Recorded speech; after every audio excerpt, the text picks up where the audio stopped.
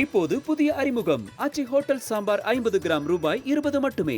விமர்சனங்களின் அங்கீகாரமும் பெற்றோர்களின் பாராட்டுகளும் நிறைந்த பாராஷூட் இப்போது உங்கள் டிஸ்னி பிளஸ் ஹாட் ஸ்டாரில்.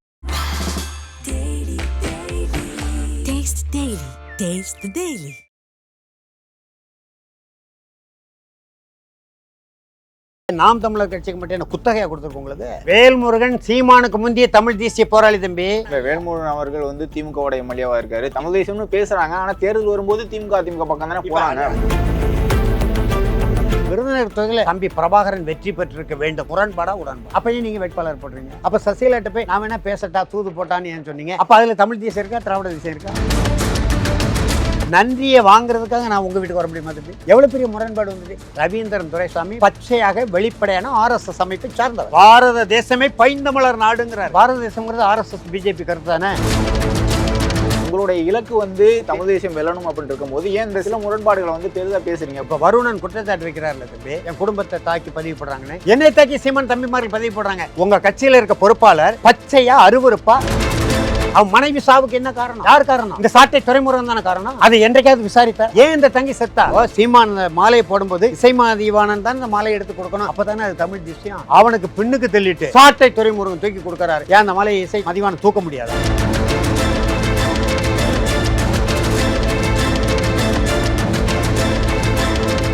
வணக்கம் சார். வணக்கம். விஜய் அவர்கள் முதல் மாநாட்டில் வந்து திராவிடமும் தமிழ் தேசியமும் இங்க இருக்கக்கூடிய தமிழ்நாட்டு மக்களோட இரண்டு கண்களாக இருக்கு அப்படிங்கிற மாதிரி பதிவு பண்ணியிருந்தாங்க. திராவிடத்தை திமுகவை சேர்ந்தவர்கள், திராவிடம் பேசக்கூடியவர்கள் வந்து அவருக்கு ஆதரவு தெரிவிக்கிறாங்க. இருந்தாலும் சீமான் அவர்களோ நாம் தமிழ் கட்சியோ தமிழ் தேசியம் பேசக்கூடியவர்கள் வந்து அதை கடுமையாக எதிர்க்க வேண்டிய காரணம் என்ன? விஜய் அவர்களோட அரசியல். தமிழ் தேசியம் பேசக்கூடியவர் வந்து இன்னும் தமிழ் தேசியம் தானே பேச வச்சிருக்கணும். இல்லை, அது வந்து அவர் இரண்டு கண்கள் கிடையாது. இரண்டு கண்களுக்கும் ஒரு பார்வை தான் இருக்க முடியும், இரு பார்வை இருக்க முடியாது இயற்கையிலே. இரண்டு கண்கள். மக்கள் தமிழ்நாட்டை பொறுத்த வரைக்கும் மக்கள் ஏற்றுக்கிட்டாங்க அப்படிங்கிற மாதிரி சொல்றாரு. மக்கள் எல்லாவற்றையும் ஏற்றுக்கொண்டாங்க. மாறுதல் ஒன்று தானே, மாறாத ஒன்று. மாற்றத்திற்கு தானே பயணிக்கணும். இப்போ வந்து தம்பி, இந்திய தேசியம் இல்லாத தேசியம். அரசியல் சட்டப்படி நான் சொல்றேன். இந்திய அரசியல் யாப்புல இந்தியா ஒரு நாடு ஒரு தேசம் என்று இல்லை. ஐயா மணியரசன் நல்ல விளக்கம் சொல்லுவார். அதுபோல இந்திய தேசியம் இல்லாத தேசியம். திராவிட தேசியம் தமிழனுக்கு பொல்லாத தேசியம். எங்க இருக்கு திராவிடன்னா? நீங்க ஆந்திரா, கர்நாடகா, கேரளா, ஒரிசா வரைக்கும் இருக்கு. அங்கெல்லாம் உங்க கழகம் இருக்கா? ஒரு உள்ளாட்சி மன்ற உறுப்பினர் உண்டா? ஒரு சட்டமன்ற உறுப்பினர் உண்டா? எதுக்காக திராவிடத்தை கட்டியாளணும்? சரி, மொழிவழி மாநிலம் 1956 அதுக்கு முன்பு சொன்னீங்க, சரி ஏற்றுக்கொண்டோம். மொழிவழி மாநிலமாக தமிழ்நாடு உருவான பிறகு நீங்கள் தமிழ்நாடு முன்னேற்ற கழகம் தானே பேரை மாற்றிருக்கணும். திராவிடர் கழகத்தின் பேரை தமிழர் கழகமாக தானே மாற்றிருக்கணும். 1944 திராவிடர்கள் நீதி கட்சி பெயரை மாற்றும்போது தமிழர் கழகம் தானே முன்மொழிந்தாங்க. நீங்கள் தானே நம்ம எல்லாரும் ஒன்றா இருப்போம், அது வந்து பொது பெயராக இருக்கட்டும் அப்படின்னு சொல்லி திராவிடர் கழகமாக மாற்றினீங்க. அப்புறம் திராவிட முன்னேற்ற கழகம்னு அண்ணா பேர் வச்சார். மொழிவழி மாநிலம் பிரிந்த பிறகு தானே தேர்தலில் போட்டிட்டீங்க. திராவிட முன்னேற்ற கழகம். எங்கள் அண்ணன் துரைமுருகன் சொல்லட்டும் விடை, அல்லது பொன்முடி சொல்லட்டும். மொழிவழி மாநிலம் தமிழ்நாடு பிரிந்த பிறகு 1957 தான் முதல்ல போட்டிடுறாங்க. அப்போ தமிழ்நாடு வந்துட்டுல, அன்றைக்கு நீங்கள் பேரை மாற்றிருக்கணும்ல. உங்களை யார் ஏற்றுக்கொள்கிறா? உங்களை கர்நாடகா, இப்போ திராவிட நாடு தானே தம்பி, நம்மளாம் திராவிடர்கள் தானே. ஏன் கன்னட உடன்பரப்பு நமக்கு காவிரியில் தண்ணீர் தர மறுக்கிறான்? சேரப்பாட்டன் தானே மலையாளி. அவன் ஏன் முல்லை பெரியார் அணை உரிமையை தட்டி பறிக்கிறான்? அதே மாதிரி நெல்லூர் வரைக்கும் 40 லட்சம் 50 லட்சம் தமிழர்கள் நம்ம இருக்கிறோம். சித்தூர் மாவட்டம் முழுவதும் மொழிவழி மாநிலத்தில் தமிழ்நாட்டோடு சேர்த்திருக்கிற திருப்பதி உட்பட. திருத்தணியை மட்டும் மாப்போசி போராடி மீட்டாரு. அதில் திராவிடத்தினுடைய பங்களிப்பு என்ன இருக்கு? அப்போ அகண்ட திராவிட நாடுன்னு சொன்னீங்க. மொழிவழி மாநிலம் பிரிந்து போய்விட்டது. அப்போ தமிழ்நாடு முன்னேற்ற கழகம் என்று மாற்றியிருக்கணும், தமிழர் கழகம் என்று மாற்றியிருக்கணும். இதுதான் தமிழர்களின் கோரிக்கையாக இருந்தது. அதை ஏற்கலை. போகாத ஊருக்கு புரியாத வழியை காட்டுவது போல இந்த திராவிடம் என்பது போகாத ஊருக்கு புரியாத வழியை காட்டுவது. 1967 அண்ணா முதலமைச்சரானார். திராவிட முன்னேற்ற கழகம் தனிப்பெரும்பான்மை வெற்றி பெற்று ஆட்சி கட்டில் ஏறினீங்க. அப்போ வந்து தனிநாடு கோரிக்கை கைவிட்டு, அடைந்தால் திராவிட நாடு, அடையாவிட்டால் சுடுகாடு என்பதை கைவிட்டுட்டீங்க. சரி, போகட்டும். அப்புறம் வந்து மத்தியிலே கூட்டாட்சி, மாநிலத்தில் சுயாட்சி. அண்ணா முதலமைச்சராக பொறுப்பேற்கும் போது அன்றைக்கு தமிழ்நாட்டுக்கு இருந்த, அதாவது தமிழ்நாட்டு அரசுக்கு இருந்த உரிமைகள் இன்றைக்கு இருக்கா? உங்கள் மாநில சுயாட்சி முழக்கம் என்னாச்சு? மாநில சுயாட்சி தீர்மானம் 74 சட்டமன்றத்தில் ஐயா கலைஞர் 184 சட்டமன்ற உறுப்பினர். அதிமுக கொஞ்சம் பிரிந்தது. ஆனால் பெரும்பான்மையான சட்டமன்ற உறுப்பினர்கள் கொண்ட சட்டப்பேரவையில் மாநில சுயாட்சி தீர்மானம் சாதாரணமாக அவங்க ஒரு எடுத்தேன் கவிழ்த்தேன் தெரியல, ராஜமன்னார் குழு என்று ஒரு நீதியரசர் ராஜமன்னார் குழு ஆணையம் அமைத்து அந்த ஆணையம் சட்ட புத்தகங்களை அலசி ஆராய்ந்து மாநில சுயாட்சியை கேட்கலாம் என்று அவங்க ஒரு அறிக்கை கொடுத்தாங்க. அந்த அறிக்கையின் அடிப்படையில் தீர்மானம் போட்டீங்க. இன்ன வரைக்கும் என்னாச்சு உங்கள் மாநில சுயாட்சி தீர்மானம்? என் தங்கச்சி கனிமொழியை கேட்குறேன். அது நான் மாநில உரிமைக்காக போராடுறேன். மாநில பட்டியலில் இருந்த கல்வி உரிமை பொதுப்பட்டியலுக்கு போயிட்டு தம்பி கலைஞர் ஆட்சியில். இன்னை வரைக்கும் மீட்க முடியல. மன்மோகன் சிங் அமைச்சரவையில் 2004 தானே, 2004 2009 9 அமைச்சர்கள் தமிழ்நாட்டில் இருந்தாங்க. திராவிட முன்னேற்ற கழக ஆதரவு இல்லைன்னு ஆட்சி கவிழ்ந்து போகும். மன்மோகன் சிங் அரசு கவிழ்ந்து போகும். அவரே வந்து கோட்டையை திறக்கும்போது என்ன சொன்னார் 2010? ஒவ்வொரு நாளும் நான் கோபாலபுரத்தோடு தொலைபேசியில் தொடர்பு கொண்டு தான் இந்திய அரசு இயந்திரத்தை நான் இயக்குகிறேன் சொன்னாரா இல்லையா? அப்போ இந்த கல்வி பட்டியலையாவது எங்கள்கிட்ட கொடுங்க. கேட்டிருக்கணுமா கேட்டிருக்க வேண்டாமா?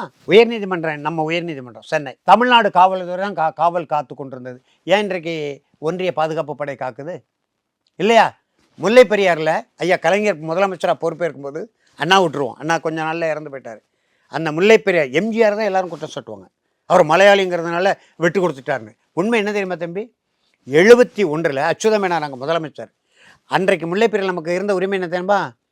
ஓடுகிற நீர் வருகிற நீர் தமிழ்நாட்டு உரிமைக்கு, நீரை திறப்பது அடைப்பது தமிழ்நாட்டு உரிமைக்கு, வளருகிற மரம் செடி கொடிகளை வளர்ப்பதும் வெட்டுவதும் தமிழ்நாட்டு அரசுக்கு, மீன்பிடி குத்தகை தமிழ்நாட்டு அரசுக்கு, சுற்றுலா படகு விடுவது தமிழ்நாட்டுக்கு அரசுக்கு. புரியுதா உங்களுக்கு?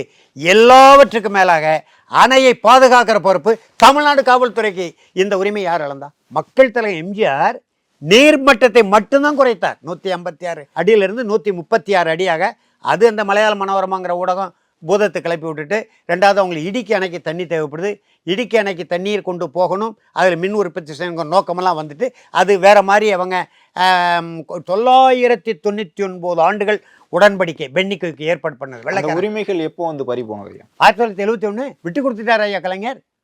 அதாவது தம்பி அதில் என்ன உடன்படிக்கைனா, அந்த தண்ணீரை குடிநீருக்கும் வேளாண்மைக்கும் மட்டும்தான் பயன்படுத்த வேண்டும். 999 1000 ஆண்டுகள் கிட்டத்தட்ட என்று போட்ட ஒப்பந்தத்தை அந்த மலையிலேருந்து கீழே. இப்போ இதில் ஒரு சிறப்பு என்ன தெரியுமா தம்பி? முல்லை பெரியார் அணைக்கு தடையை மீறி ஏதோ ஒரு வழியில் உள்ளே போய் ஆய்வு செய்து விட்ட ஒரே தமிழன் நான் தான். பொதுப்பணித்துறை அதிகாரிகளுக்கு அறைகோவில் விடுத்து போன அனுமதி கிடந்தார்ல, தரமாட்டேன், நான் உங்களை கொண்டு போடுவான்ட்டாங்க. மலையாள காவல்துறை உங்களை சுட்டு கொண்டுருவாங்க அப்படின்ட்டாங்க. கொல்லட்டா நான் ஒரு உயிர் அங்கே போட்டேன், தமிழன் உயிர் சாகட்டும்னு நான் வந்து தடை மீறி ரகசியமாக பயணம் போனேன். போயிட்டு வந்து எல்லாம் எடுத்துகிட்டு போய்ட்டு அப்புறம் மிரண்டு போயிட்டாங்க. அதனால சொல்கிறேன், அது சிற்றணைன்னு ஒரு அணை இருக்குது, சின்ன அணை. அதாவது இந்த அணை கட்டி கொண்டிருக்கும் போது பென்னிக்கு காலத்தில் தண்ணீரை மடைமாற்றி விடுவதற்காக மலையை குடைந்து விடப்பட்ட ஒரு இடம். அணையை கட்டி முடித்தோடனே அதுலேயும் கட்டிட்டாங்க. அது ஒரு 50-60 அடி தான், தடுப்பு சுவர் தான். அதில் பராமரிப்பு பணி செய்யணும். உச்சநீதிமன்ற தீர்ப்பின்படி இன்ன வரைக்கும் பண்ண முடியலை. ஆண்டுதோறும் பராமரிப்பு பணிக்கு சில பொருள் கொண்டு போவோம், வள்ளக்கடவு வழியாக தரை வழியாக கொண்டு போவாங்க. அதில் ஒரு சாலையே நம்ம கேட்குறோம், கொடுக்க மாட்டேங்கிறாங்க. அது இப்போ 4 நாளைக்கு முன்னே அதை தடுத்து நிறுத்தி நம்முடைய அண்ணன் PR பாண்டியன், தமிழ்நாடு விவசாய சங்கங்களின் கூட்டமைப்பு தலைவர், அவர் போய் போராடி இருக்காரு. அன்வர் பாலசிங்கம் போராடி இருக்காரு. அதில் நாம் தமிழர் கட்சி நிலைமை என்னன்னு தான் நான் கேட்குறேன். அது இருக்கட்டும்.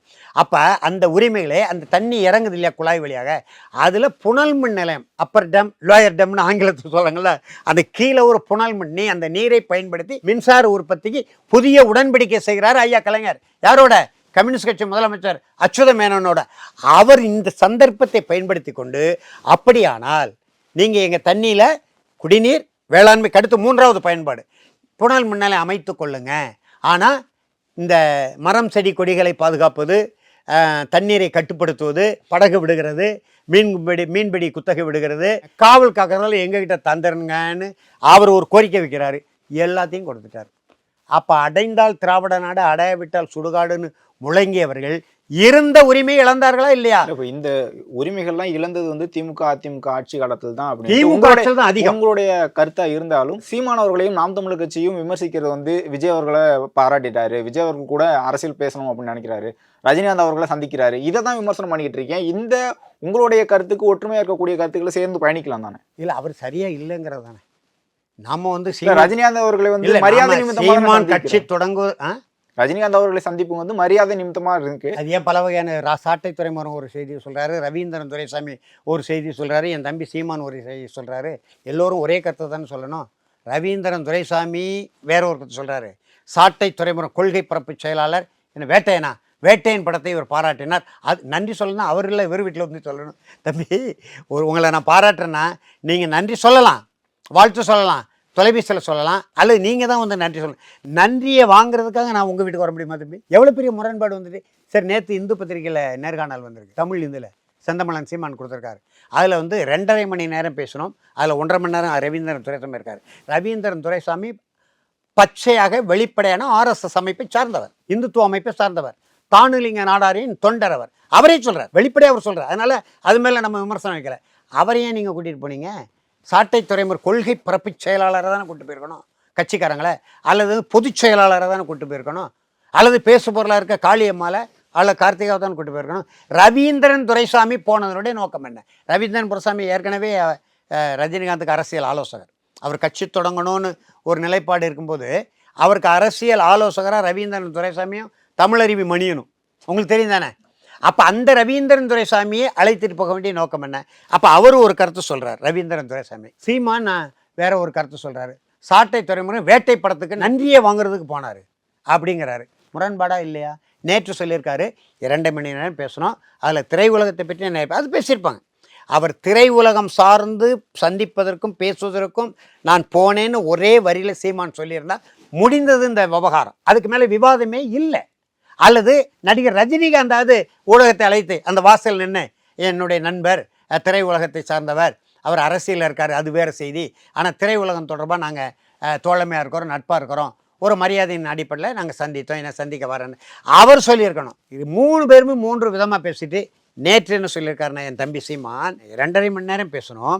அவர் தான் அரசியலை விட்டு முற்றும் துறந்த முனிவராக போயிட்டார் அரசியலிருந்து. அப்புறம் என்ன அவர்கிட்ட அரசியல் பேச்சு? கலை உலகத்தை பற்றி பேசுங்க, அது யாரும் குறை சொல்ல முடியாது. அரசியலையும் பேசினோம், இப்பொழுதுதான் இவ்வளவு சொல்ல முடியும். நீங்கள் கவனிக்கணும், அந்த நேர்காணலில் எழுத்து ஊடக பதிவுது இப்பொழுதுதான் இவ்வளவு சொல்ல முடியும்னா பிறகு சொல்லுவதற்கு ஏதோ ஒன்று இருக்குன்னு தானே பொருள். அது என்ன என் தம்பி சொல்லட்டும், நான் சொல்கிறேன். நீங்கள் திருச்சி மாவட்ட காவல் கண்காணிப்பாளர், அவர் பேர் என்ன? எஸ்பி வருண்குமார். வருண்குமார் சண்டிகாரில் பேசுகிறாரு, நாம் தமிழர் கட்சி பிரிவினைவாத தடை சட்டம். என்ன பிரிவினை பேசினார்னு அவர் சொல்லணும். தனிநாடு கேட்டார்களா? தமிழ்நாட்டை நாங்கள் தனிநாடு ஆக்குறோன்னு கேட்டாங்களா? இல்லை, தன்னாட்சி தமிழகம்னு சொல்கிறாரு. தன்னாட்சி கொள்கை இந்தியாவில் ஏற்றுக்கொள்ளப்பட்ட ஒரு கொள்கை. அதோடு இல்லாமல் சீமான் என்ன சொல்கிறாரு? பாரத தேசமே பைந்தமிழர் நாடுங்கிறாரு இல்லையா? பாரத தேசம்ங்கிற சொல்ல பயன்படுத்துகிறார். பாரத தேசம்னு சொல்கிற பயன்பாடு பாரதிய ஜனதா கட்சி தான் பயன்படும், மற்றவங்களாம் இந்தியான்னு சொல்லுவோம். இந்தியா கூட்டணி தானே இருக்குது இல்லையா? அப்போ பாரத தேசியமே பைந்தமிழர் நாடு அப்படின்னு இந்தியாவுக்கே உரிமை கொண்டாடக்கூடியவர் எப்படி பிரிவினைவாத பேச்சு பேச முடியும்? எதை கண்டுபிடிச்சார் அவர்? ஒன்று இல்லை, இப்போ சீமான் அவர்கள் பேசினது பாரதம்னு சொல்லும் போது அது ரவீந்திரன் துரைசாமி சொல்கிற மாதிரி இருக்குன்னு சொல்ல வரீங்களா? RSS பிஜேபி கருத்தாக இருக்குன்னு சொல்லுவாங்க. ஆமாம், கருத்து தானே. பாரத தேசங்கிறது RSS பிஜேபி கருத்து தானே. ரெண்டாவது, ரவீந்திரன் துரைசாமி RSS அமைப்போட தொடர்புடையவர். நடிகர் ரஜினிகாந்த் பாரதிய ஜனதா கட்சியோட நெருக்கமான அமைச்சர்களோட, அமித்ஷா, நரேந்திர மோடி போன்றவர்கள் நெருக்கமான தொடர்புடையவங்க. நீங்கள் நேற்று சொன்ன செய்தியில் சொல்கிறேன், நேற்று இந்து பத்திரிகையில் என் தம்பி சொன்ன செய்தி, இப்பொழுது இவ்வளவுதான் சொல்ல முடியும் என்றால் பிறகு சொல்லுவதற்கு ஏதோ ஒன்று உங்கள்கிட்ட இருக்கு. அது என்ன? இல்லை, இந்த மாதிரி விஜய் அவர்களை சந்தித்தாரோ அல்லது ரஜினிகாந்த் அவர்கள் சந்தித்தாரோ நீங்களே யூகம் பண்ணிட்டு ஒரு விஷயத்தை பேசிக்கிட்டு இருக்கீங்க. அது நிதானமாக தமிழ் தேசியம் உங்களுடைய இலக்கு தேர்தல் வெற்றி, முதலமைச்சர் அப்படின்னு இருக்கும்போது, தமிழ் தேசியம் வெல்லணும் அப்படின்னு இருக்கும்போது ஏன் இந்த சில முரண்பாடுகளை பெரிதாக பேசுறீங்க அப்படின்னு கேட்குறாங்க. தம்பி, இலக்கு தான் இனத்தின் விடுதலை. அதில் எனக்கு 100க்கு 100 உடன்பாடு.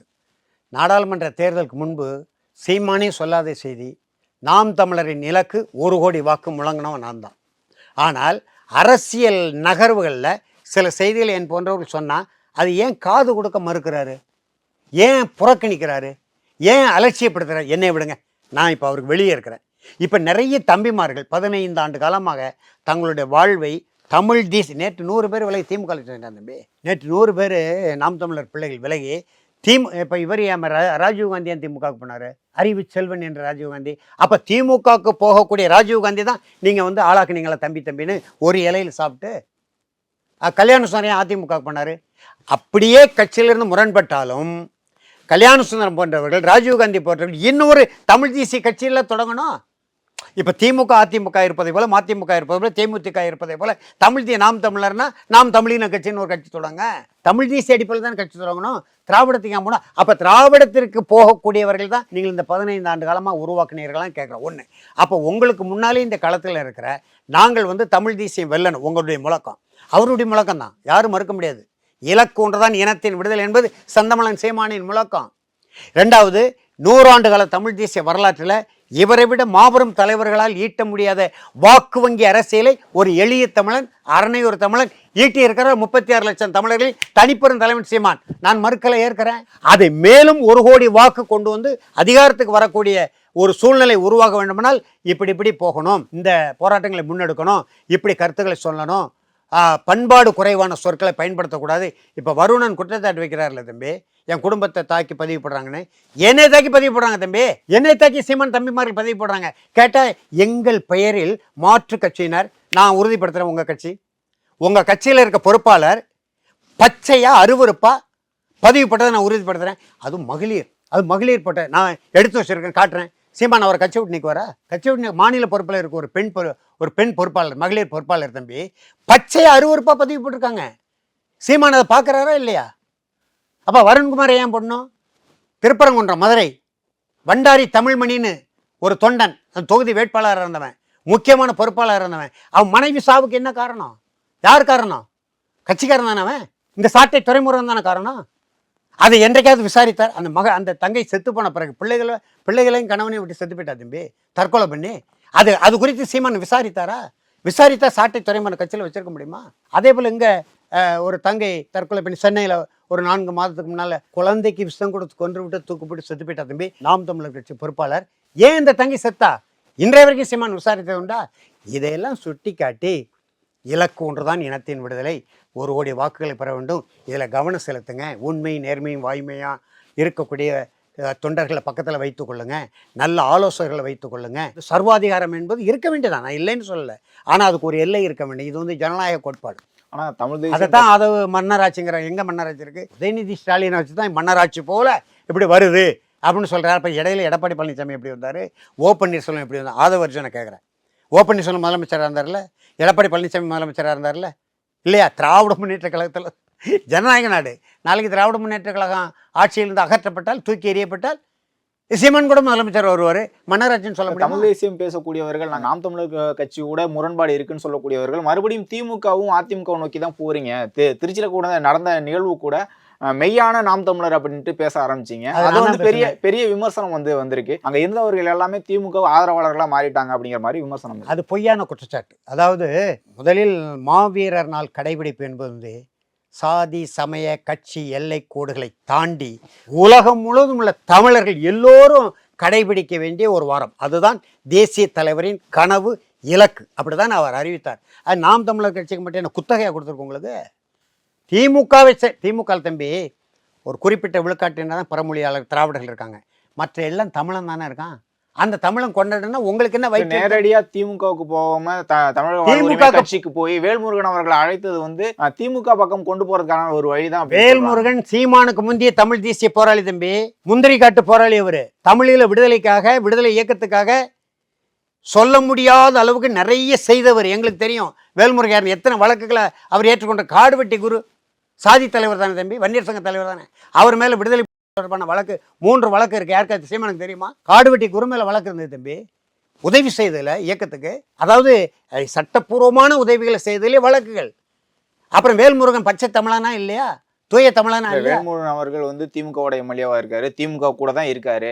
கருணாஸ் அவர்கள் திமுக பக்கம் போயிட்டாரு, தனியரசு அவர்கள் அதிமுக ஆதரவு நிலைப்பாடு எடுக்கிறாங்க, தமிழ் தேசியம்னு பேசுறாங்க. ஆனா தேர்தல் வரும்போது திமுக பக்கம் தானே. இப்ப அது நீங்க தேர்தலில் நாங்கள் முடிவெடுத்த பிறகு சொல்லணும். முடிவெடுத்துக்கு முன்னால ஏன் நீங்கள் அனுப்பிடுறீங்க? நீங்கள் அப்படி எடுத்தால் அது விமர்சனம் பண்ணுங்க. கருணாவை பற்றி நம்ம பேச வேண்டியதில்லை, தனியரசை பற்றி பேச வேண்டியதில்லை, வேல்முருகனை பற்றி பேசுவோம். அது அவங்க நிலைப்பாடு. கருணா அதிமுகவில் தான் சட்டமன்ற உறுப்பினர் ஆனார். அவருக்கு ஒரே கனவு மீண்டும் சட்டமன்றத்துக்கு உள்ளே போகணுன்னு. தனியரசு கொங்கு இளைஞர் பேரவை, அவர் அதிமுகவில் தானே கூட்டணி. அவர் வேல்முருகன் நிலைப்பாடு அப்படி இல்லை. அவர் இவர்களுக்கு முந்திய கருணா வந்து நடிகர் தம்பி. அவர் ஒரு சந்தர்ப்ப சூழ்நிலை தன்னுடைய சமூகத்தை 2026 வேல்முருகன் அவர்கள் திமுக கூட்டணியில் தானே பயணிக்க போவாருன்னு எப்படி நீங்க உறுதியா சொல்றீங்கிறேன். போனா நாங்கள் விமர்சிக்கிற அவ்வளவுதானே. அண்ணா திராவிட முன்னேற்ற கழகம், திராவிட முன்னேற்ற கழகம், மறுமலர்ச்சி திராவிட முன்னேற்ற கழகம், தேசிய முற்போக்கு திராவிட முன்னேற்ற கழகம், திராவிட அமைப்புகள் பல இருக்கலாம் தம்பி. அவங்க தானே அரசியல் ஆளுமையா இருக்காங்க இல்லையா? அது மாதிரி நாம் தமிழர் கட்சி போல இன்னொரு கட்சி தமிழன் வேல்முருகன் தலைமையில் வரட்டுமே. உங்களுக்கு என்ன? அது திமுகவோட நாங்கள் செம்பு தூக்கணும்னா அப்புறம் பேசுங்க. வருகிறதுக்கு முன்னாலே என் கற்பனை. நீங்கள் முதலமைச்சரோட பேசலை, நான் கேட்கிறேன் தம்பி. ஐயா நம்முடைய மாண்புமிகு முதலமைச்சர் மு க ஸ்டாலின் பதவியேற்ற உடனே செந்தமிழர் சீமான் போய் பார்த்தாரா பார்க்கலையா? எடப்பாடி பழனிசாமி போய் பார்த்தாரா பார்க்கலையா? ஊழல் குற்றச்சாட்டில் சிறையில் இருந்த சசிகலாவை போய் பார்த்தாரா பார்க்கலையா? அப்போ அதெல்லாம் என்ன பார்வை? விருதுநகர் தொகுதியில் தம்பி பிரபாகரன் வெற்றி பெற்றிருக்க வேண்டும். முரண்பாடா உடன்பாடா? அப்பயும் நீங்கள் வேட்பாளர் போடுறீங்க. பிரபாகரன் யாரு? தமிழனா தெலுங்கனா? தெலுங்கர் பிரபாகரன் பச்சை தமிழர் பெருந்தலைவர் காமராஜர் தொகுதியில் வெற்றி பெற்றிருக்க வேண்டும்னு ஏன் சொல்றீங்க? அப்போ நீ எங்க வேட்பாளர் போட்டீங்க? அப்போ நீங்கள் திராவிடத்தை ஆதரிக்கிறீங்களா இல்லையா? என் கேள்விக்கு விட சொல்லுங்க. பிரபாகரன் வெற்றி பெற வேண்டும் என்கிற என்ன சீமான் உள்ளத்தில் இருந்தா அது திராவிடத்துக்கு ஆதரவான நிலைப்பாடா? இதான நிலைப்பாடா? அப்போ நாம் தமிழர் கட்சி வேட்பாளர் என்ன ஆகுறது? இந்த சிக்கல் வருது இல்லை. நான் வேண்டுமானால் சித்தப்பா பழனிசாமிகிட்ட பேசட்டுமான்னு பேசுனீங்களே, அப்போ இந்த கழகத்தை உண்டா சேர்ப்பதற்கா? திராவிட இயக்கம் தானே. இப்போ நான் சொல்கிறேன் பேரளவுக்கு திராவிடம் இருக்குன்னு. அது உண்மையிலே அண்ணா திராவிட அனைத்து இந்திய அண்ணா திராவிட முன்னேற்றங்களை தானே. அப்போ சசிகலாட்ட போய் நான் வேணா பேசட்டா தூது போட்டான்னு ஏன் சொன்னீங்க? அப்போ அந்த கழகத்தை ஒன்று சேர்த்து அப்போ அது வலிமைப்படுத்துறதுக்கா? அப்போ அதில் தமிழ் தேசியம் இருக்கா திராவிட தேசியம் இருக்கா? இந்த வினாக்கள் எழும்பல தம்பி. இதைத்தான் நான் சொல்கிறேன், மூத்தவன் சொல்கிறேன். இல்லை, வெற்றிகுமாரன் அவர்கள் தமிழர் ஒருங்கிணைப்பு இயக்கம்னு தொடங்கியிருக்காங்க. அது 2026 தேர்தலில் போட்டியிடாதா? ஏன்னா நாம் தமிழர் கட்சி 36% வாக்குகள் வச்சிருக்காங்க. விஜய் அவர்கள் கட்சி தொடங்கியிருக்காங்க. அவங்கள வலு சேர்க்கணுமே தவிர தனித்தனியாக பிரிஞ்சுட்டு போனால் 2026 நாம் தமிழ் கட்சியோட வலு விளக்கும் தானே அப்படின்னு தானே. இல்லை, அது அப்படி பார்க்க வேண்டியதில்லை. அது இன்னும் நாங்கள் முடிவு பண்ணலையே. நிகழ்ச்சி நடத்துறதுக்காக இப்போ நான் தமிழ் தேச தன்னுரிமை கட்சி, என் கட்சி சார்பில் தான் என்னை கூப்பிட்டாங்க. இப்போ சீமான் என்னை அழைக்க மறுக்கிறார் இல்லையா? 2021 வந்து அழைத்தாங்க, 2022 அழைத்தாங்க, 23 என்னை வந்து புறக்கணிக்காங்க. எந்த நிகழ்ச்சிக்கும் அழைப்பதில்லை. இத்தனைக்கும் நான் ஒரு மாநாடு போட்டேன் 22 தமிழக மக்கள் தன்னாட்சி மாநாடுன்னு. திராவிடர்களே வியந்து பார்க்கக்கூடிய அளவுக்கு மாநாட்டை போட்டு செந்தமலர் சீமான 2 மணி நேரம் பேச வச்சேன் தன்னாட்சி கொள்கை பற்றி. அந்த ஏன் பேச வச்சேன்னா, தொடர்ந்து நாம் தமிழர் கட்சி அந்த கொள்கையை பேசணும், இதுதான் தமிழ் தேசியத்துக்கான கொள்கை பேசணுங்கிற நோக்கில் பேச வச்சேன். அவர் அந்த மாநாட்டில் பேசினோடு விட்டுட்டார் தவிர அப்புறம் எங்கேயும் பேசலை. அப்புறம் இன்னொரு கோரிக்கை வச்சிருக்கீங்க, 2026 வந்து ஆதித்தமிழர் வந்து முதலமைச்சர் வேட்பாளராக அறிவிக்கணும் அப்படிங்கிற மாதிரி நீங்கள் கேட்டிருந்தீங்க. நாம் தமிழர் கட்சி பொறுத்த வரைக்கும் நாம் தமிழர் கட்சியில் சாதி ரீதியான ஒரு குற்றச்சாட்டு தொடர்ந்து வச்சுக்கிட்டே இருக்கீங்க, அந்த மாதிரியா செயல்படுது? ஆமாம் இருக்குல்ல. அப்போ இருக்கிறதுனால தான் சொல்கிறோம். இப்போ வந்து அவர் தொடக்கத்தில் வந்து நாடார் கட்சி அப்படின்னு விமர்சனம் பண்ணாங்க. அதன் பிறகு வந்து ஒடுக்கப்பட்ட மக்கள் கட்சி, தலித் கட்சி அப்படின்னு விமர்சனம் பண்ணாங்க. இன்றைக்கு வந்து தேவர் கட்சி அப்படிங்கிற நான் வந்து நாடார் கட்சின்னு எங்கேயும் சொல்லலை, ஒடுக்கப்பட்டோர் கட்சி என்றும் சொல்லலை. பட்டியல் பிரிவு தமிழர்களுக்கு பொது தொகுதியில் இடம் கொடுத்தார், அதை நான் வரவேற்கிறேன், பாராட்டு. நானும் தம்பியும் பேசி தான் அதை நான் தான் அந்த கோரிக்கையை வச்சேன், அவரை ஏற்றுக்கொண்டேன். திராவிடம் பேசக்கூடியவர்கள் திமுக அதிமுகவினர் வைக்கக்கூடிய விமர்சனத்தை தமிழ் தேசியம் பேசக்கூடியவர்கள் ஏன் வைக்கிறீங்கன்னு கேட்குறாங்க. இல்லை இல்லை, அப்படி அவங்க வைக்கிற விமர்சனம் நாங்கள் வைக்கலை. இப்போ ஐயா பாட்டாளி மக்கள் கட்சியில் பட்டியல் பிரிவு தமிழன் தான் கட்சியினுடைய பொதுச் செயலாளர். அந்த பொதுச் செயலாளருக்கு அதிகாரம் இருக்கா இல்லையா என்பது வேறு, அதுக்குள்ள போண்டாம். இதை செந்தமிழன் சீமான் வரவேற்கிறார், பாராட்டுகிறார். எங்கள் ஐயா மட்டும்தான் அப்படி செஞ்சுருக்கிறாரு. கட்சியினுடைய பொதுச் செயலாளர் ஒரு பட்டியல் பிரிவு தமிழனை வச்சுருக்காரு, எங்கள் அண்ணன் வடிவேல் ராவணனை வச்சுருக்காரு என்று நீங்கள் பாராட்டுறீங்க. நாம் தமிழர் கட்சியில் ஏன் வைக்கலைன்னு தான் நான் கேட்குறேன். நீங்கள் தானே வழிகாட்டணும். அம்மையார் ஜெயலலிதா தலித் எளிமையை பொது தொகுதியில் நிறுத்தி வெற்றி பெற வச்சார் திருச்சியில். தனபால கடைகோடியில் இருக்கக்கூடிய ஒரு பட்டியல் விளிம்பு நிலையில் இருக்கிற ஒரு மனிதரை பேரவை தலைவராக்கினாங்க. அப்போ இவர்கள்லாம் முன்னோடிகள். திராவிட முன்னேற்ற கழகத்தில் அப்படி இல்லை. அதான் திராவிடம். திராவிட கழகத்திலையும் வர முடியாது. பொதுச் செயலாளர் வீரமணிக்கிறது அவர் மகன் அன்புராஜ் தான் வராரு. அன்பரசுன்னு பேரை மாற்றுங்கன்னு கோரிக்கை வச்சோம். அன்புராஜ் அவர் பேர், இப்போ என் பேர் வியனரசு. அன்பரசன் அதை கூட ஏற்க மறுத்துட்டார் வீரமணி. அவங்க மகனை தான் கொண்டு நிறுத்துறாரு. அதே போல் தான் திராவிட முன்னேற்ற கழகத்தில். ஆனால் அதிமுகவில் ஜெயலலிதா அம்மையார் தனபால பேரவைத் தலைவராக்குனாங்க, தலித் தமிழை பொது தொகுதியில் நிறுத்தினாங்க, கம்யூனிஸ்ட் கட்சிகளுக்கு பொது தொகுதிகள் சட்டமன்ற இது வில்லிவாக்கத்தில் கொடுத்தாங்க. இப்படி முன்னோட்டம். ஐயா ராமதாஸ் அவர் ஒடுக்கப்பட்டவர்களை அமைச்சராகவே ஒன்றியத்தில் அனுப்பினார். பொதுச் செயலாளர் பட்டியல் தமிழனை வச்சார். நாம் தமிழர் கட்சியில் ஏன் அப்படி வைக்கலை? நீங்கள் ஒரு 10 பேர் 10 தலைவர்கள் உருவாக்கணும்ல. உங்களுக்கு பின்னால் யார் இருக்கா? சாட்டை துறைமுருகன் தான், இப்போது இடும்பாவனம் கார்த்திக் தான், களஞ்சியம் சிவகுமார் தான், நெல்லையில் எங்கள் தம்பி சிவகுமார், அப்புறம் சிவகங்கை மாவட்டத்தை சேர்ந்த ராஜேந்திரன், சென்னையில் ஆளுமை. இப்படி ஒரே பிரிவு தமிழர்களா நீங்கள் பக்கத்தில் வச்சிருக்கனால தான் இந்த சிக்கல் இருக்குது. அப்போ நாம் தமிழர்கள் என்றால் நீங்கள் பட்டியல் பிரிவு தமிழனை பக்கத்தில் வைக்கணும்ல. இங்கே வராங்க தம்பி பூலித்தேவர் சிலைக்கு மாலை போட, தென்காசிக்கு நெற்கட்டு செவலுக்கு. அந்த தொகுதி வேட்பாளர் இசை மதிவாணன், சீமானினுடைய செல்ல தம்பி. அப்போது சீமான் மாலையை போடும்போது இசை மதிவாணன் தான் இந்த மாலையை எடுத்து கொடுக்கணும். அப்போ தானே அது தமிழ் தேசியம். அவனுக்கு பின்னுக்கு தள்ளிட்டு சாட்டை துறைமுருகன் தூக்கி கொடுக்குறாரு. ஏன் அந்த மாலையை இசை மதிவாணன் தூக்க முடியாதா? சாட்டை துறைமுருகன் தான் பலசாலியா, வலிமையானவரை? சாட்டை துறைமுருகன் தான் இந்த வேலையை செஞ்சிருக்கான். தம்பி நீ தூக்கி கூட அண்ணனுக்கு. இங்கே நம்ம ஐயா முத்துராமலிங்க தேவர் சிலைக்கு ஒரு முறை ஒரு சின்ன சிக்கல் வந்து 2017 மாலை போடணும். அது தொடர்பான ஏதோ ஒரு முரண்பாடு வந்துட்டு உடனே அண்ணன் நீங்கள் வாங்கினார் என்னைய பக்கத்தில் வச்சு நீங்கள் போடுவதானே தமிழ் தேசியம், நீங்கள் தூக்கித்தாங்க நான் மாலை என்னார், நான் தூக்கி கூட தான் போட்டேன். அதே மாதிரி தான் புலித்தேவருக்கு நீ அந்த பகுதி வேட்பாளர், மாநில ஒருங்கிணைப்பாளர், கொள்கை பரப்பு செயலாளர், எல்லா பொறுப்பில் அவனை பின்னுக்கு தள்ளிட்டு சாட்டை துறைமுகம் தூக்கி கொடுக்காரு, சீமான் வாங்கி போடுறாரு. இது என்ன தமிழ் தேசியம் நான் கேட்கிறேன். இன்னும் சொல்கிறேன் தம்பி, ஆதரிக்க அநியமாக இருக்கிறோம் தம்பி. இலக்கொன்றுதான் இனத்தின் விடுதலை. ஒரே முழக்கத்தின் சீமானை ஆதரிக்க, நாம் தமிழர் கட்சியை ஆதரிக்க நாங்கள் அநியமாக இருக்கிறோம். சமூக நீதி நம்ம பேசுகிறோம். திராவிட முன்னேற்ற கழகத்தில் இல்லை, திராவிடர் கழகத்தில் இல்லை, நாம் தமிழர் கட்சியில் மெய்யான சமூக நீதியை கொண்டு வாங்க. எல்லா தமிழர்களும் வாய்ப்பு கொடுங்க, நாம் ஆதரிப்போம். நானே வேல்முருகன் ஆதரிக்க சொல்கிறேன், வெற்றிக்குமரன் மறுபடியும் கட்சிக்குள்ள வர சொல்கிறேன். நான் அதுக்கு ஒரு முயற்சி செய்கிறேன். அண்ணா திராவிட முன்னேற்ற கழகம் பிரிந்த பிறகு திராவிட முன்னேற்ற கழகத்திலிருந்து எங்கேயோ இருக்கக்கூடிய ஒரிசா மாநிலத்தின் முதலமைச்சர் நவீன் பட்நாயக் அப்பா இப்போ இருக்கார்ல, அவங்க அப்பா பட்நாயக் எம்ஜிஆரையும் கலைஞரையும் ஒன்றா சேர்க்க முயற்சி பண்ணார். இப்படி 2 இருக்கை போட்டு நடுப்பர் அவர் உட்கார்ந்து கொண்டு 2 பேர் தோல்லையும் இப்படி கை போட்டு ஒரே கழகமாக கொண்டு வர முயற்சி பண்ணார். நான் செய்ய மாட்டேனா? ஆனால் தமிழ் தேசியம் பேசக்கூடியவர்கள் தமிழர் ஒற்றுமை அப்படிங்கிற மாதிரி சொல்லிட்டு இருக்காங்க. இறுதியில் சாதி ரீதியாக ஒரு பேச்சு பேசிடுறாங்கல்ல. இப்போ சமீபத்தில் செந்தில் மல்லர் அவர்கள் தேவர் குறித்து தவறான பேசிட்டாரு அப்படிங்கிற ஒரு விமர்சனம் வருது. தொடர்ந்து ஒற்றுமை பேசுறீங்க, ஆனால் இறுதியாக சாதியில் சாதி ரீதியான பேச்சுகள் பேசும்போது தமிழ் தேசியம் எப்படி வெல்லும் அப்படின்னு கேட்குறாங்கல்ல. இல்லை, அது செந்தில் மல்லர் பேசுனதை நம்ம ஏற்க முடியாது. அது அவர் பேச்சுரிமை அவருக்கு உண்டு, எழுத்துரிமை உண்டு. அவர் எழுத்தாளர், வரலாற்று ஆய்வாளரும் கூட. அவர் பேசலாம், ஆனால் அவருடைய மேடையில் பேசணும். அவருடைய மல்லர் மீட்பு களம் என்று ஒரு அமைப்பு வச்சிருக்கிறாரு. தமிழர் தாயக கட்சி, அந்த தமிழர் தாயக கட்சியை தான் நாம் தமிழரில் இணைக்க போகிறோம் என்று கட்சியிலாப்புறம் அவருடைய வீட்டிலே கட்சியினுடைய தலைமை நிர்வாகக்குழு கூட்டம் நடந்து கூட்டத்தில் முடிவு பண்ணி சீமானுடைய ஒப்புதலையும் பெற்று விட்டாங்க. ஆனால் அதிகாரப்பூர்வமாக நாம் தமிழர் கட்சியில் சேர்ந்ததாக பதிவுகள் வரலை. ஆனால் அந்த நிகழ்ச்சிக்கு அவர் நாம் தமிழர் கட்சி கொடி கட்டி வந்தார். ஏற்கனவே 1 மாதமாக அவர் கொடி கட்டிட்டு போகிறாருன்னு சொல்கிறாங்க. நான் பார்க்கலை. அன்றைக்கு நானும் அந்த நிகழ்ச்சியில் பங்கெடுத்தேன். ஆனால் செந்தில் மல்லர் வரும்போது நான் இல்லை, நான் போயிட்டேன். அப்போ கொடி கட்டி வந்தார். செந்தில் மல்லர் பேசும்போதே எங்கள் அண்ணன் செந்தமலர் சீமானின் ஒப்புதலை பெற்று பேசுகிறேன்னு சொன்னார். அப்போ அதிகாரப்பூர்வமாக கட்சியில் சேர்ந்தால் தானே ஒப்புதல் பெறணும், நாம் தமிழர் கட்சி கொடி கட்டணும். அந்த முரண்பாடு வருது. அப்போது ஐயா முத்துராமலிங்க தேவரை பற்றி செந்தமலர் சீமான், அதாவது நாம் தமிழர் கட்சியின் தலைமை ஒருங்கிணைப்பாளர், ஒரு உயர்ந்த எண்ணத்தில் வைத்திருக்கிறாரு. அவர் எங்கே பேசினாலும் யாரை சொல்கிறாரோ இல்லையோ ஐயா முத்துராமலிங்க தேவரை தூக்கி தான் பேசுகிறார் இல்லையா? அப்படி இருக்கும்போது அந்த ஐயா முத்துராமலிங்க தேவருடைய வாழ்க்கை வரலாறை நீங்கள் குறைத்து மதிப்பிட்டு அல்லது விமர்சன கண்ணோட்டத்தோடு பேசும்போது அந்த மேடையை பயன்படுத்தி இருக்கக்கூடாது. அது உங்கள் சொந்த மேடையாக இருக்கலாம். அப்போ அது நாம் தமிழர் கட்சி தலைமை ஒருங்கிணைப்பாளர் செந்தமிழன் சீமானின் ஒப்புதலை பற்றி பேசுகிறேன்னா அங்கே அரசியல் சிக்கல் வருது. அதனால் தம்பி செந்தில் மல்லருடைய அந்த இடத்தை இப்போ இடம்பொருள் ஏவல்னு இருக்குது தம்பி.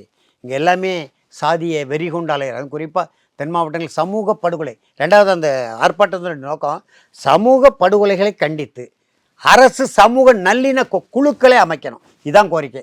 அந்த கோரிக்கைகளுக்கு உள்ளார இருந்தால் பேசணுமே தவிர அதை தாண்டி அவர் பேசினார். அதனால் இப்போ அவர் நிறைய அந்த ஐயா முத்துராமலிங்க தேவரை தலைவராக ஏற்றுக்கொண்ட அமைப்புகள் நிறைய குரல் கொடுக்குறாங்க. சீமானே பெரிய கண்டன அறிக்கை கொடுத்தார். செந்தில் மல்லரை கண்டித்து பெரிய அறிக்கை கொடுத்தாரு. இப்போ அவர் கட்சியில் சேருகிறதே வினாக்குறியாக இருக்குது. அப்போ எவ்வளோ பெரிய அரசியல் சிக்கல் வருது. நாங்கள்லாம் எல்லா இடத்துலையும் தமிழ், எங்களை போன்றவர்கள், அதாவது தனித்தமிழ் இயக்கத்திலேருந்து வந்தவங்க. நாங்கள் சாதிய வட்டத்துக்குள்ளேருந்து வரல. சமுதாயத்துக்கு, நாங்கள் பிறந்த சமுதாயத்துக்கு புறநிலையில் ஒரு பெரிய பாதிப்பு இழப்பு வருதுன்னா அதை எதிர்த்து குரல் கொடுப்போம், போராடுவோம். தமிழ் தேசிய எல்லைக்குள்ள நின்று. ஆனால் செந்தில் மல்லர்லாம் சமுதாய வளையத்துக்குள்ளே நின்று வந்தவர், பேசினவர், தமிழ் தேசியத்துக்குள்ளே வந்தவர். நான் தான் அவரை கொண்டு வந்தேன் தமிழ் தேசியத்துக்குள்ளே இல்லையா? ஆனால் அவர் அந்த கவனமாக பேசியிருக்கணும். அது பேசுனதை நம்ம ஏற்கையில். இப்போ 3% இடஒதுக்கீடுக்கு எதிராக கிருஷ்ணசாமி அவர்கள் டெல்லியில் போயிட்டு போராட்டம் பண்ணியிருக்காங்க. நீங்களும் அதை ஆதரிக்கிறீங்க. 3% இடஒதுக்கீடு ஏன் வேண்டாம் ஐயா? வேண்டாம் என்று அவரும் சொல்லலை, நாங்களும் சொல்லலை. இன்னும் ஒரு உண்மை தெரியுமா தம்பி, அவர்களுக்கு தனி இடணும் அப்படிங்கிற மாதிரி தானே கேட்குறாங்க. ரத்து செய்யணும் அப்படிங்கிற மாதிரி தானே கேட்குறாங்க. அதை தான் நான் சொல்ல வரேன். முதலில் அருந்ததியர் மக்களுக்கு இடப்பங்கீடு கொடுக்கணும்னு சொன்னவரே மருத்துவர் கிருஷ்ணசாமி தான். நான் ஆவணம் வச்சிருக்கிறேன். ஐயாவும் அதை மறுக்கலை. ஆனால் எதிலிருந்து எடுத்து கொடுப்பது என்பதுதான் சிக்கல். இப்போ 18 விழுக்காடு இருக்குல்ல, இப்போ இவங்க 3 விழுக்காடுனா தம்பி, இப்போ சென்னை பல்கலைக்கழகத்தில் ஒரு குறிப்புக்காக சொல்கிறேன், புள்ளி விவரங்கள் நீங்கள் பார்க்கலாம். 21 இடங்கள் பட்டியல் பிரிவு மக்களுக்கு ஒதுக்கப்படுதுன்னா 15 பேர் இவங்க மட்டுமே வந்துடுறாங்க. அதாவது 3 விழுக்காடு இடப்பங்கீடுன்னு வந்துடுறாங்க, முன்னுரிமையிலையும் வந்துடுறாங்க. இந்த எஞ்சிய இடம் இருக்கு இல்லையா, 15 போக பாக்கி 6 அதுலேயும் வந்துடுறாங்க. அப்போ ஏற்கனவே இருக்கிற 76 பிரிவுகள் இருக்குது பட்டியல் பெற ஒரு சமூகம் மட்டும் இல்லை, அதில் 3 சமூகங்கள் ஆதி தமிழர்கள், அதாவது உண்மையான ஆதி தமிழர்கள் அவங்க தான், தம்பி தொல் திருமாவளவன் வகைராக்கள் அவங்க கூடுதலாக இருக்காங்க. அதுக்கடுத்து தேவேந்திரகுல வேளாளர், அதுக்கடுத்து அருந்ததியர்கள் ஒரு 22 லட்சமோ 30 லட்சமோ ஒரு கணக்கு வச்சுருக்காங்க. அந்த அடிப்படையில் 3 விழுக்காடு. ஆனால் நாம் என்ன ஐயா கிருஷ்ணசாமி என்ன சொல்கிறாங்க, நீங்கள் பொது பிரிவில் இருக்கக்கூடிய 3 விழுக்காடை எடுத்து கொடுங்க. எப்படி மிகவும் பிற்படுத்தப்பட்டோர் பட்டியலில் 109 சமுதாயம் இருக்கும். ஐயா இடஒதுக்கீடு கேட்டது வன்னியர்களுக்கு மட்டும்தான். 20 விழுக்காடு இடப்பங்கீடு கல்வியில் வேலைவாய்ப்பில். ஆனால் ஐயா கலைஞர் கொடுத்தது 107 சமுதாயத்தை சேர்ந்தார், அவர் சமுதாயத்தையும் உள்ள கொண்டு வந்தார், இசை வேளாளரே. அதுக்கு பிறகு 2-3 சமுதாயம், இப்போ 109 பிரிவு இருக்குது. அதுபோல் நீங்கள் பொது இடத்துலேருந்து ஒரு 3 விழுக்காடு 6 விழுக்காடு கொடுக்கணுங்க, எதிர்ப்பு இல்லை. இந்த ஆதி தமிழர்கள் என்று சொல்லக்கூடிய பறையர் சமூக தொல்குடி தமிழர்களுக்கும் தேவேந்திரகுல வேளாளர் என்று சொல்லக்கூடிய மண்ணின் மைந்தர்களுக்கும் பச்சை தமிழர்களுக்கும் பாதிப்பு இழப்புகளை ஏற்படக்கூடிய அளவுக்கு நீங்கள் சரி, இதுக்கு அந்த பிள்ளைகள் போராடுறாங்கல்ல, 3.5 லட்சம் காலி பணியிடங்கள் இருக்குன்னு வெள்ளை அறிக்கை வாங்கி வச்சுருக்காரு மருத்துவர் ஐயா கிருஷ்ணசாமி. அதை நிறைவு செய்யணும்னு யாராவது போராடுறாங்களா? அதை நிறைவு செய்தாலே இவர்களுடைய பங்களிப்பு அதில் வந்துடும். யாருக்கு? அருந்ததிகளுக்கு வந்துருக்கு. 3.5 லட்சம் காலி பணியிடங்கள் மேல்மட்டத்திலிருந்து தலையாரி வரைக்கும் காலி பின்னடைவு இடங்களாக இருக்குன்னு வெள்ளை அறிக்கை வாங்கி வச்சுருக்காரு. இன்றைய வரைக்கும் நிறைவு செய்யலை. அவர் கேட்டு போராடி அந்த 3 விழுக்காடு இடப்பங்கீடு பிரித்து கொடுத்ததே அந்த கிருஷ்ணசாமி ஐயாவினுடைய அந்த கோரிக்கை இருக்கல வெள்ளை அறிக்கை, அதை திசை திருப்புவதற்காகத்தான் ஐயா கலைஞர் கையில் எடுத்தார். அடுத்து ஈழ விடுதலை போராட்டம் 2009 உச்சத்தில் இருந்தது, அதை மடைமாற்ற வேண்டும். அப்போ இப்படி ஒரு இதை கொண்டு வந்துடுவோம் என்கின்ற ஏதோ ஒரு உள்முக பாச உணர்வில் கலைஞரை கொண்டு வந்தார். தவிர உண்மையிலே பட்டியல் பிரிவு தமிழர்களுக்கு பேர் இழப்பு. 75 பிரிவு இருக்குது. அதில் 21 இடம் பல்கலைக்கழகத்தில் துணை பேராசிரியர் இப்போ கூட நேற்று கூட போட்டிருக்காங்க. இடம் கொடுக்குறாங்கன்னா 15 பேர் இவங்களே வந்துடுறாங்க. அப்போ நாங்கள் எங்கே போகிறது இல்லையா? அதனால தான் ஐயா டெல்லி வரைக்கும் போராடுறாரு. அந்த போராட்டத்துக்கு நான் முழுமையாக அது நியாயமாக இருக்குது, முழுமையாக ஆதரிக்கிறேன். செந்தமிழன் சீமானு அதை ஆதரிக்கிறாரு. ஆனால் போராட்டக்கெல்லாம் வைக்க மாட்டேங்கிறாரு. ஏற்கனவே ஈரோட்டில் சிக்கல் இருக்குன்னு 5 நடுங்குகிறாரா என்னன்னு எனக்கு தெரியல. போராடி இருக்கணும்ல. நானே சொன்னேன், வேண்டுகோள் விடுத்தேன், ஐயா கிருஷ்ணசாமி போராட்டத்தை நீங்கள் ஆதரவு கொடுங்க, கருத்தியல் அடிப்பில் ஆதரவு கொடுங்கன்னா அவர் அந்த கருத்தை ஆதரிக்கிறாரு, போராட்டத்தை ஆதரித்த மாதிரி தெரில. நியாயமாக அவரே போராடி இருக்கணும். இப்போ அவர்கள்ட்ட தானே எதிர்பார்க்க முடியும்.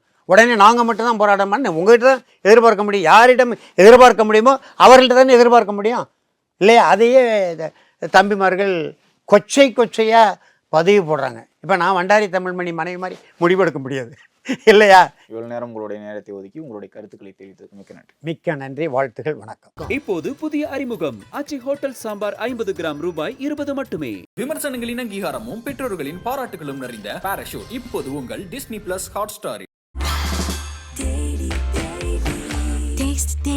Taste the Daily.